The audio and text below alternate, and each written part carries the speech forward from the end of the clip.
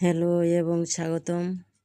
আমি Sushila blog channel থেকে জানাচ্ছি আপনাদেরকে শুভেচ্ছা ও অভিনন্দন। তা আজকে রান্নাটা করব ছোলার ডাল নারকেল দিয়ে ছোলার ডাল রান্না করার জন্য দেখুন আমি 250 গ্রামের মতো ছোলার ডাল নিয়ে নিলাম।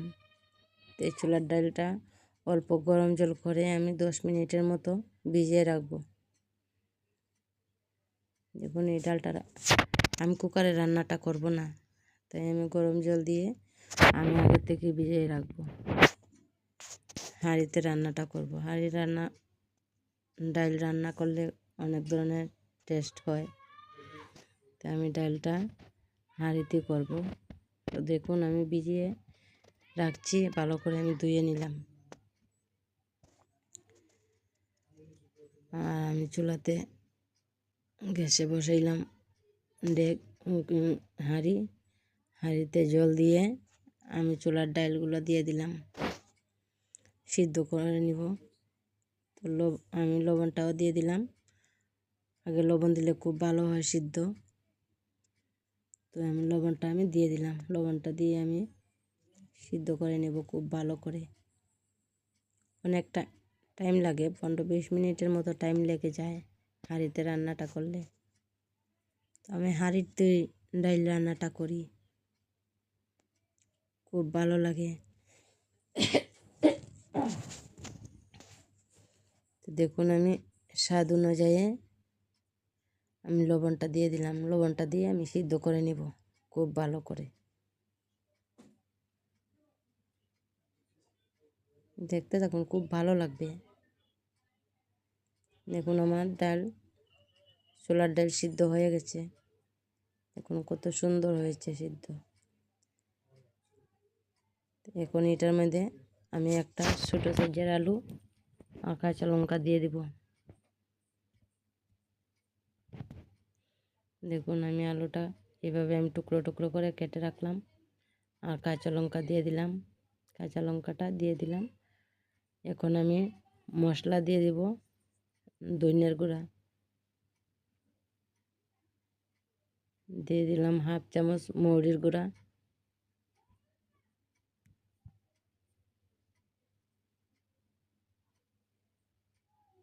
দিয়ে দিলাম, 1 চামচ আমি জিরের গুঁড়া দিয়ে আমি আরও 5 মিনিটের মতো সিদ্ধ করে নিব।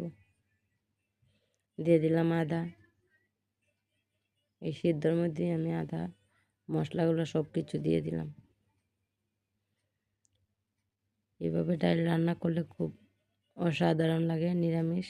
আর দেখুন আমি নারকেলের দিকে কুড়িয়ে নিলাম, 1/2টা নারকেল নিলাম। 250 গ্রাম ডালের মধ্যে 1/2 নারকেল নিলাম।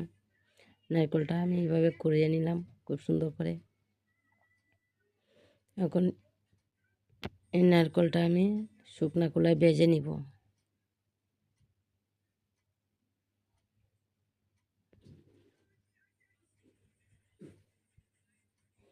আমি হলুদও দিয়ে দিলাম।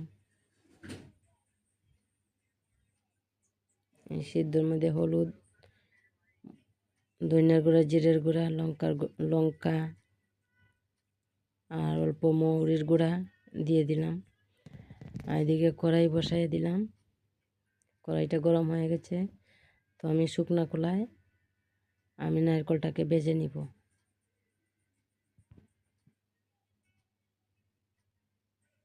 এভাবে নেড়ে চেড়ে খুব ভালো করে ভেজে নিব।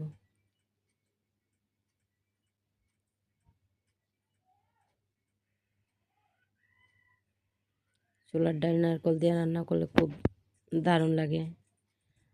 আপনারা ওইভাবে একবার খেয়ে দেখবেন, অবশ্যই ভালো লাগবে।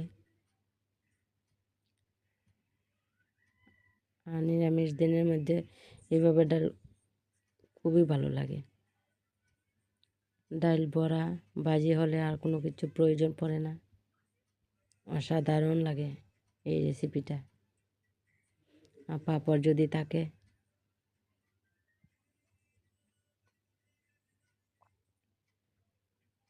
দেখুন আমি নারকেল কোড়াটা এইভাবে ভেজে নিলাম।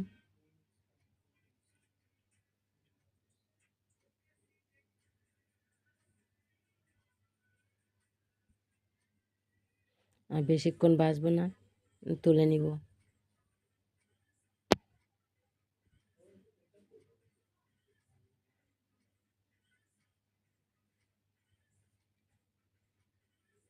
আমি গ্যাসের আঁচটা একদম লোতে রাখছি।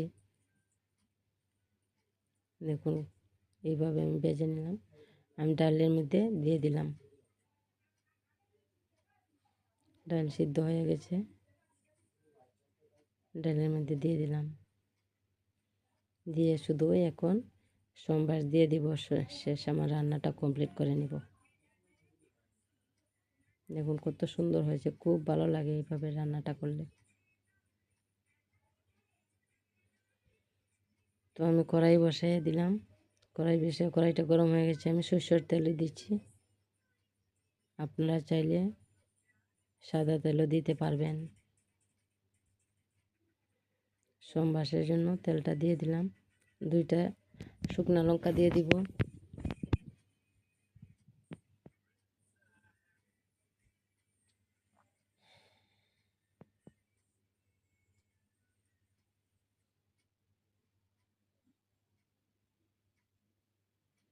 এখন আমি 2টা শুকনো লঙ্কা দিয়ে দিলাম।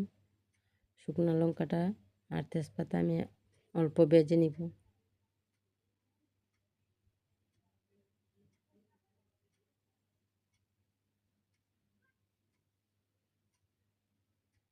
তো দিয়ে দিলাম পাঁচফোড়ন। আমি নিরামিষের মধ্যে পাঁচফোড়নটাই ভালো লাগে।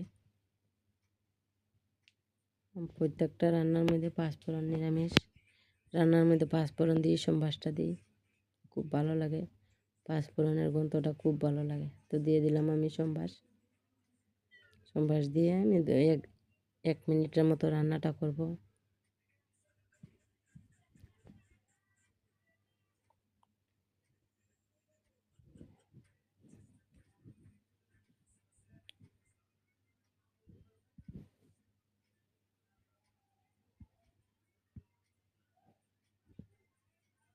কত সুন্দর হয়েছে, দেখতে সুন্দর, খেতেও কিন্তু দারুণ লাগে। আপনারা অবশ্যই এইভাবে রান্নাটা করবেন, খুব ভালো লাগবে। আর দেখুন আমি অন্য রান্না করলাম। দেখে শিম আলু দিয়ে ভাজি করলাম, পনিরের তরকারি করলাম।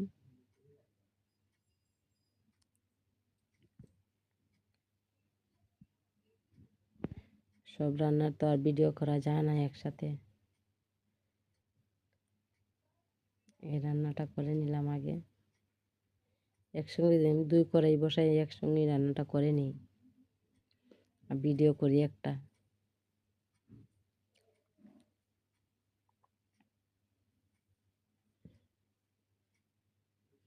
দেখুন কত সুন্দর হয়েছে ডাল রান্নাটা।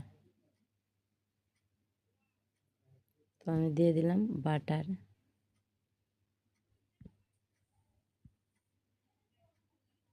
বাটারটা গলে যাবে, আমি আগে দিইনি সম্বাসা দিলে তো ঘিয়ের গন্ধ উঠে যাবে, তাই আমি বাটারটা এইভাবে আমি দিলাম। বাটারের গন্ধটা খুব ভালো লাগে, খুব সুগন্ধ আসে।